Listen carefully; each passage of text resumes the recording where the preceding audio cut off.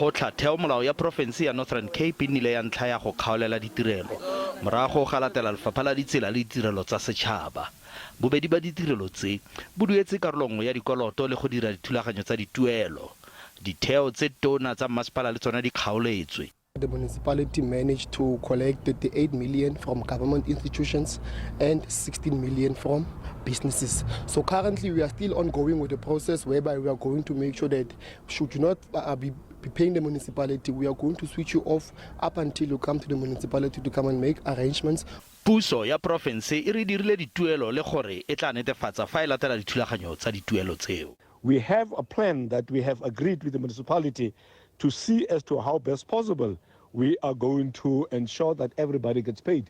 We have set up a committee that is comprising of the Office of the Premier, the Department of Roads and Public Works and Treasury, Provincial Treasury, which are engaging with the municipality on a weekly basis. Baagi ba le bantsi ba amogetse dikgato tse di tserweng. Se Masepala e se irang go timela mmušo motlakase ke so se leng gore kgale se tshwanetse ka ba se diragetse.